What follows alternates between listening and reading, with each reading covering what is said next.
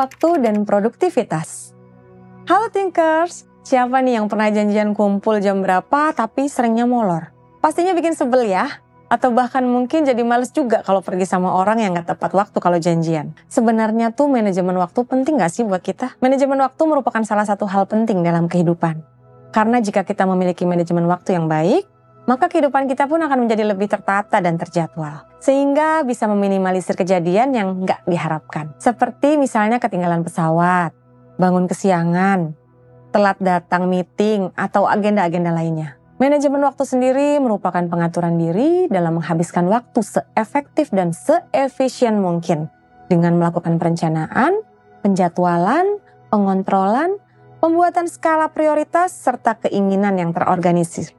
Macan 1994. Tapi kenapa ya masih ada orang yang udah tahu nih kalau hari ini ada acara jam 10 dan lokasinya kurang lebih butuh waktu 1 jam perjalanan, tapi jam 9 masih santai belum berangkat, bahkan belum bersiap-siap.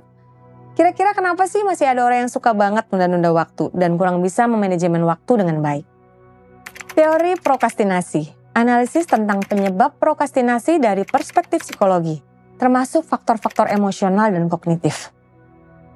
Prokrastinasi merupakan pola perilaku menunda sesuatu pekerjaan dengan sengaja dan lebih mementingkan aktivitas lain yang tidak berkaitan dengan pekerjaan tugasnya. Buffon 2017. Sebenarnya orang yang melakukan prokrastinasi atau sering disebut dengan prokrastinator itu menyadari bahwa mereka punya tugas atau agenda yang harus diprioritaskan. Namun mereka secara kompulsif menunda hal tersebut, sehingga menyebabkan perasaan tidak aman, gelisah, dan akhirnya menyesal. Walters 2003, 179. Faktor-faktor yang mempengaruhi prokrastinasi sendiri menurut Burka dan Yuen dalam Solikah 2010 sebagai berikut. Faktor internal. Ketakutan akan kegagalan, fear of failure. Ketakutan akan kesuksesan, fear of success. Ketakutan akan mengalami kekalahan, fear of losing the battle. Ketakutan akan kelekatan, fear of attachment. Ketakutan akan perpisahan, fear of separation. Faktor eksternal. Pemberontakan terhadap kontrol diri dari figur otoritas. Pengalaman dalam suatu kelompok. Model-model sukses maupun kegagalan. Teknik untuk meningkatkan produktivitas.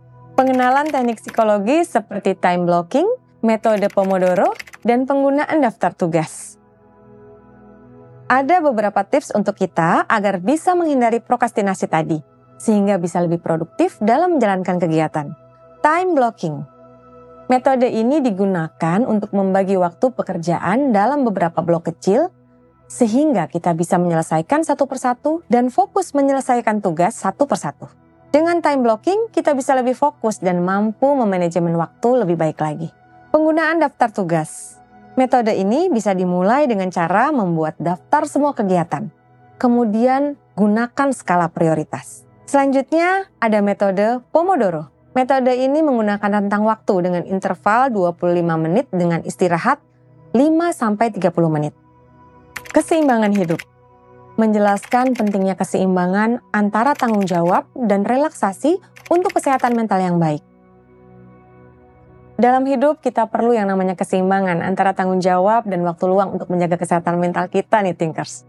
Dengan kita mampu memiliki dan mengatur keseimbangan antara bekerja, keluarga, kesehatan, dan waktu untuk kita pribadi, maka kita bisa meregulasi stres dengan baik, sehingga tidak menimbulkan kecemasan maupun gangguan mental yang lain. Ada juga beberapa manfaat lain yang bisa kita dapatkan dengan menjaga keseimbangan hidup, seperti halnya mengurangi stres, meningkatkan kesehatan mental, memperkuat hubungan sosial, meningkatkan produktivitas. Menjaga kestabilan atau keseimbangan hidup memang tidak mudah. Tetapi dengan komitmen dan usaha, nantinya kita bisa melakukan dan menikmati manfaatnya kok Thinkers. Terima kasih sudah menonton. Jangan lupa untuk follow semua akun sosial media Healthing yang ada di bawah ini, supaya kamu nggak ketinggalan konten menarik lainnya. Jangan lupa juga untuk like, comment, and subscribe channel YouTube Healthing, serta share video ini ke teman-temanmu, agar mereka juga bisa mendapatkan manfaat dari konten ini. Tungguin video berikutnya untuk lebih banyak insight seputar kesehatan mental dan pengembangan diri. Sampai jumpa Thinkers, heal your think your health.